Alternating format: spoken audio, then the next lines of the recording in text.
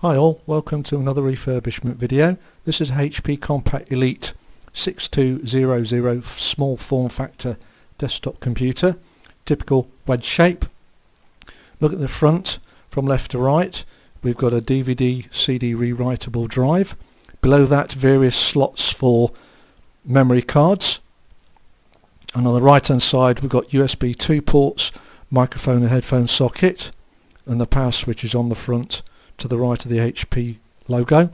So moving around the back, so looking at the back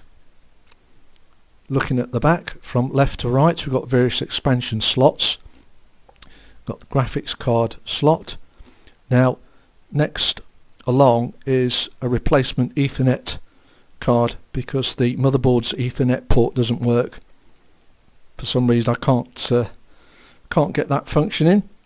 So then we've got wireless card, various USB 2 ports, and output for monitor, which we won't use because we've got the graphics card, and mouse, keyboard sockets and headphone microphone sockets.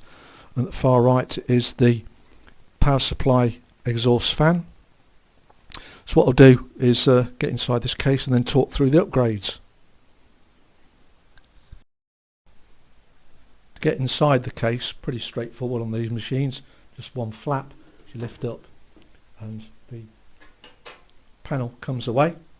So the majority of inside the case is taken up by the DVD writer drive. There's a power supply, and that's the shroud for the CPU cooler. And the upgrades I've done is I've added 16 gigs of RAM. The processor is an i7-2600, which is the highest rated CPU that motherboard will take. Graphics card is nothing to write home about. It's an R5 430 AMD, which slots in there. Now I suppose I could have added something like a 1050 Ti low profile, but the budget limit wouldn't allow that, so that card is the next best thing. So below this is the SSD drive, and below the power supply is a hard drive for programs and storage. So I also gave this machine a quick tidy up as well because it's quite dusty inside. What I'll do now is start it up and run a few benchmarks.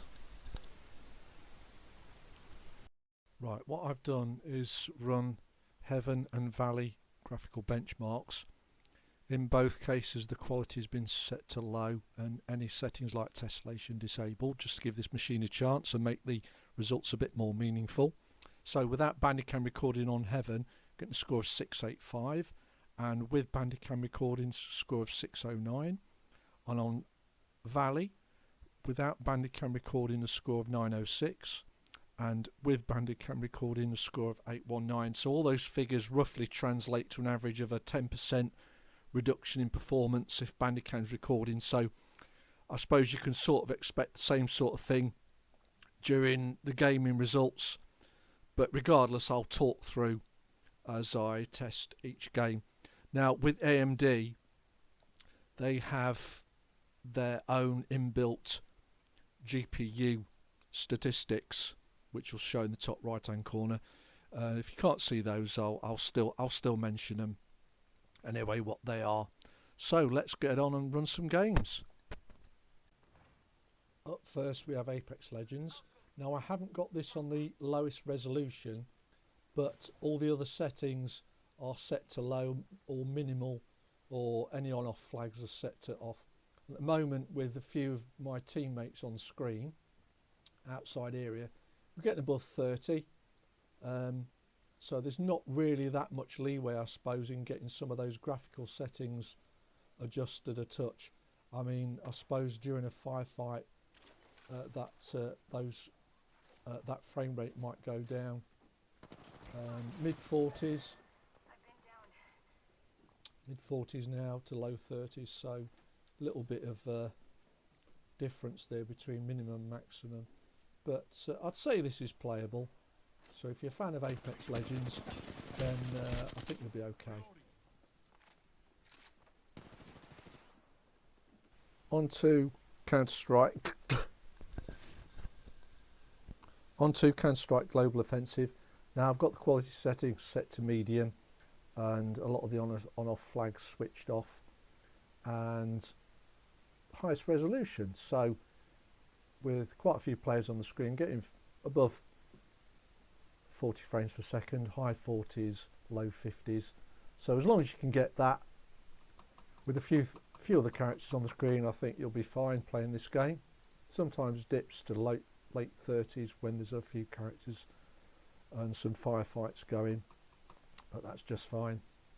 So that's Counter-Strike Global Offensive. On to Fortnite. I've got this on the highest resolution, and a lot of the other settings are either set to low or switched off. At the moment, with not too much going on, getting above 40 frames per second. So as it stands, I suppose there's a bit of headroom to sort of get some of those settings up a touch, but there's no other characters on the screen at the moment, so just bear that in mind. There's a few graphical flicker in there. I'm not sure if it's the storm, but something you sort of need to monitor. But at the moment, outside, with not too much going on. Oh, there's a firefight there. Getting above 40. As long as you can get above 40 or even 30, you'll be fine. So that's Fortnite. So up next is Paladins.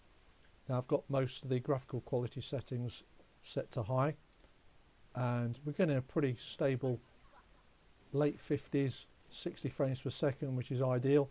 So I suppose if you want to see more detail or better quality, then there seems to be quite a bit of headroom there. This is a good looking game, and normally I'd test a similar game called Realm Royale, but as they're similar, it's I've just left it a test in Paladins.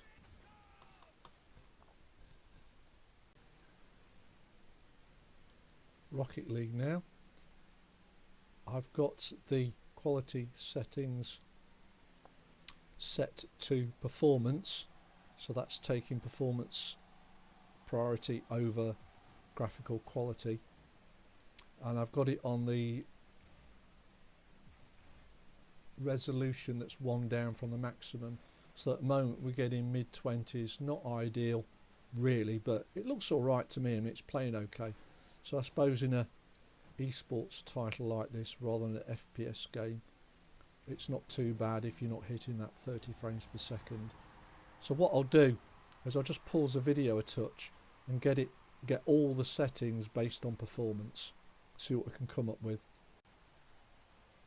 So I've switched off a lot of the graphical effects like bloom and weather, and ensured that high performance is set where that option is available, and we're getting a mid 30s, which is a lot more acceptable. And to be honest, on this size monitor, those settings are just fine.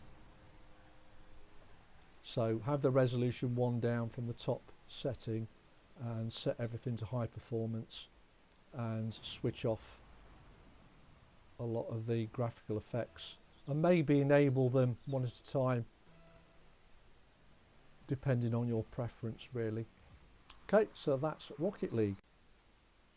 Team Fortress 2 now.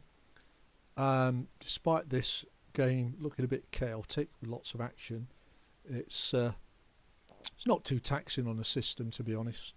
We're getting, with a lot of action, getting late 40s, touching 50s, and I've got all the settings set to high.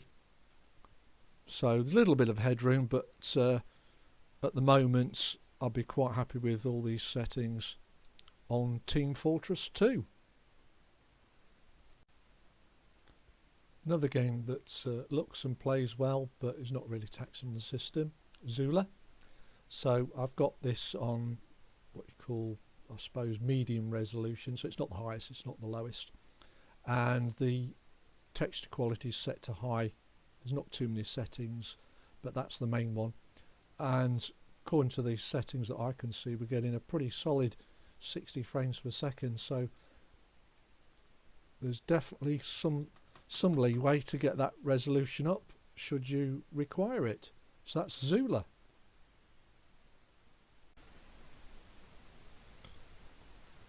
Just to sum up then, I've upgraded this Elite 6200 small form factor computer, and rather than surprisingly, as you saw in the gaming benchmarks, didn't have too much trouble playing the more popular free online games, which if you are into, then this machine will do that for you on a very low budget. So if you've got any queries on this build, just drop me a comment below and don't forget to subscribe. Thanks for watching.